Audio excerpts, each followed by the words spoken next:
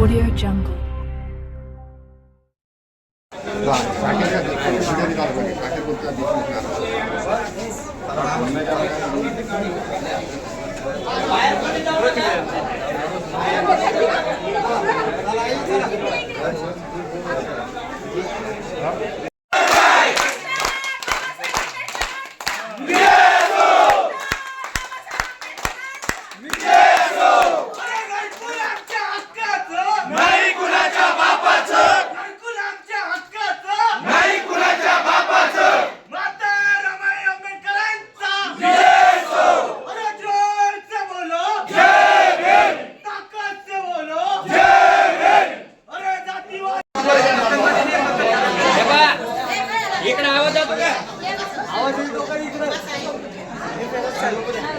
इकडे आवाज येतो ना मध्ये. हा, बसून राहा सगळे, बसून राहा.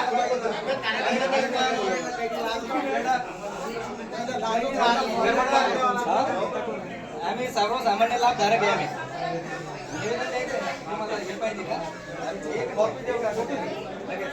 आज शेवटचा निकाल लागल्याशिवाय एक मिनिट बोलू. आज तुमची काय मागणी आहे आणि महानगरपालिकेच्या जे श्रीकांत साहेब आहे, जे आयुक्त आहे, यांच्या केबिन मध्ये जे चाललेलं आहे काय?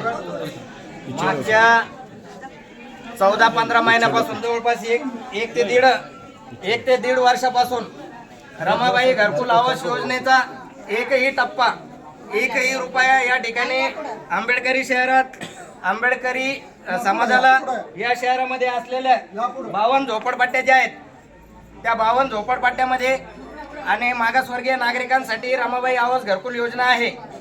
परंतु मागच्या 1.5 वर्षापासून माननीय आयुक्त साहेब आणि त्यांचे अधिकारी हे जाणून बुजून मागासवर्गीय समाजातील लोकांना घरकुल व्हावं नाही म्हणून ते जो निधी पडून आहे त्यांच्याकडे 23.5 कोटी रुपये महानगरपालिकेच्या तिजोरीत घरकुल विभागामध्ये 23.5 कोटी रुपये पडून आहेत. तरी सुद्धा हे लोक 1 रुपया सुद्धा आमच्या समाजाच्या लोकांना देत नाही. याचं मुख्य कारण म्हणजे हेच आहे की हे लोक आमच्या सोबत जातीवाद करू लागले. आणि इथं तुम्ही ते पाहत असाल तर इथं एकही तुम्हाला लीडर दिसणार नाही किंवा कोणत्या पक्षाचा दिसणार नाही. इथं उभा असलेला प्रत्येक माणूस हा घरकुलचा लाभार्थी आहे. आम्ही वारंवार चक्रा मारतो घरकुल विभागाला, तर ते मॅडम इकडे पाठवत्या, तिकडे पाठवत्या, तिकडे पाठवत्या. आम्ही फक्त इथं वाऱ्या करतो. अहो, एवढ्या वाऱ्या जर आम्ही एखाद्या देवाला केला असता तर देव सुद्धा आम्हाला पावला असता.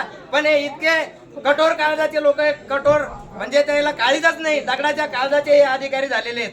आणि मागच्या 1.5 वर्षापासून ज्यांनी आम्ही घरं पाडलेले आहेत, अर्ध्या अवस्थेमध्ये घरं झालेले आहेत. आम्ही फक्त बेसमेंट करून लेंटर लेवल पर्यंत आमचे घरं झाले, परंतु पुढच्या घर बांधण्यासाठी आमच्याकडे पैसा नाही. जेवढे पैसे होते आम्ही व्याजापाट्ट्यानं घेऊन अर्ध्याले घरं केले, पण महानगरपालिका आम्हाला 1 रुपया सुद्धा द्यायला या ठिकाणी तयार नाही. आता काय समजायचं आम्ही? तर आम्ही आता संपूर्ण समाजानं समजून घेतलं की ही जे अधिकारी हे पक्के जातीयवादी आहेत.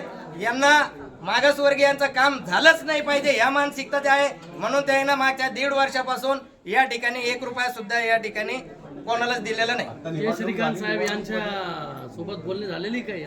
अनेक वेळा आम्ही विविध माध्यमातून काही लोकांना, काही आमच्याच घरकुल लाभार्थ्यांना घेऊन माननीय आयुक्त साहेबांकडे अनेकदा आलो, अनेकदा तक्रारी सुद्धा केल्या, परंतु ते सांगायचे काम होऊन जाईल, मी अधिकाऱ्यांना सांगतो. आता अधिकारी नेमके अमेरिकेत राहतं का लंडनला राहतं हेच समजायना आम्हाला.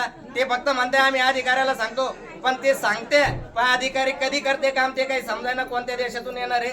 आणि माझी आपल्या चॅनलच्या द्वारे मी माननीय आयुक्त साहेबाला विनंती करतो की साहेब तुम्ही त्याला लवकर सांगा आणि विनंती करा, ते ज्या बी देशात असन, आकाशात पाताळमध्ये कुठं बी असन, त्याला लवकरात लवकर बोलवून या लोकांना न्याय द्या. आमचं डॉक्टर बाबासाहेब आंबेडकरांची जयंती येऊ लागली.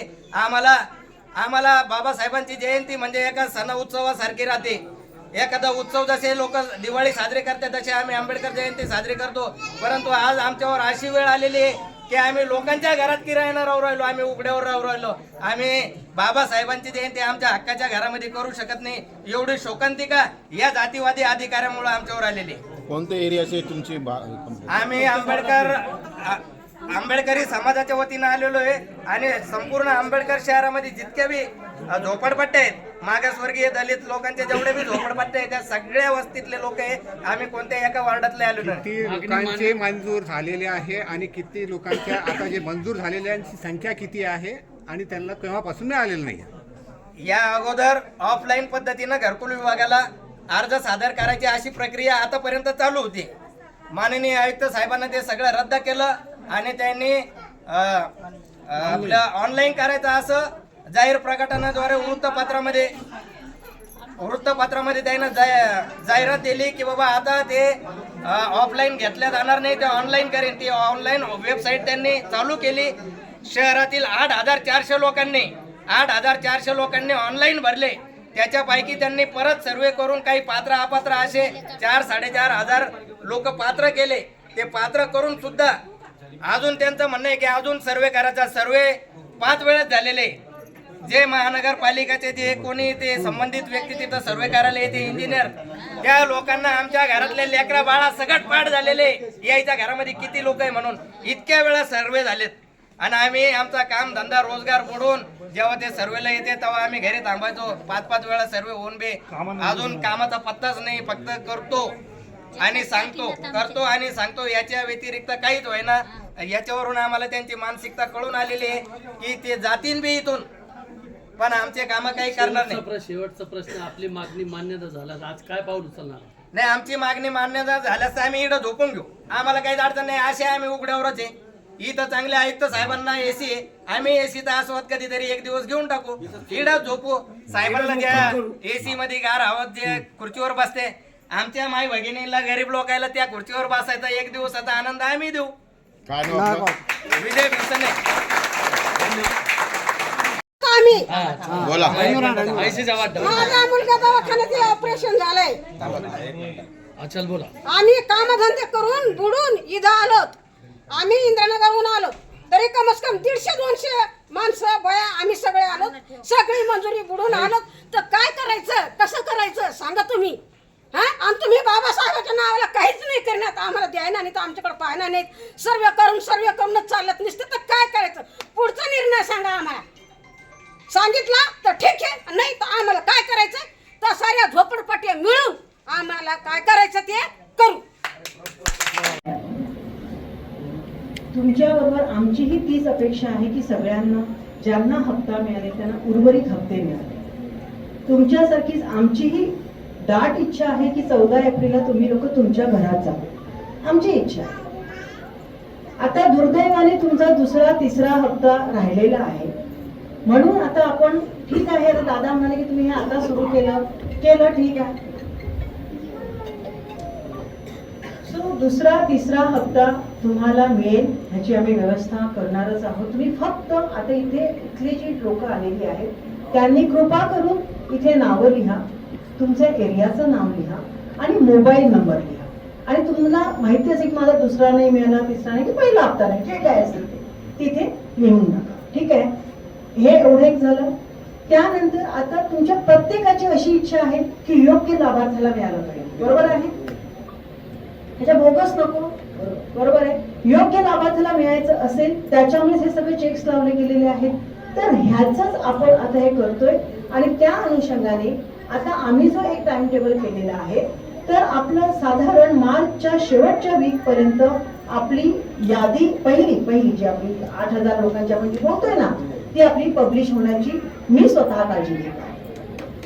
तोपर्यंत मला बाकीचे चेक्स आहेत ते थोडेसे लावावे लागतील कारण तुमची कळकळ काय होती, योग्य लाभार्थी. सगळे काय म्हणते, योग्य लाभार्थ्यांना द्यायचं. त्याच्यासाठीच आता आम्हाला हा वेळ लागला. सो मार्चच्या लास्ट वीक पर्यंत आपली जी यादी आहे ती पब्लिश होईल ह्याची काळजी मी स्वतः घेईन. या उपर मी काही बोलू शकत नाही. ते झाल्यानंतर ती यादी आपण पब्लिश करू की ज्याच्यामध्ये तुम्हाला वाटलं की ह्याचं घर आहे किंवा हा लाभार्थी नाही होऊ शकत, नाव सांगा त्याचं. या उपर आम्ही काय करू शकतो का, बाकी आमच्या काय हातात आहे का, या आता एवढं आमच्या हातात आहे तेवढं आम्ही करत आहोत. आय होप तुम्हाला आमच्याही भावना आणि तुमचे जे काही तुम्हाला आता त्रास होत आहे किंवा तुम्ही भाड्याच्या घरात राहत आहात as a being a lady officer मी समजू शकते की आपल्या घरात राहण्याचं काय सुख असतं. मी तुमच्या भावना समजू शकते, पण आम्हाला थोडा वेळ द्या आणि आपण ह्या सगळ्या गोष्टी आपण व्यवस्थित त्याला न्याय देण्याचा प्रयत्न करू. जुन्या बिला संदर्भात आम्हाला डेडलाईन द्या.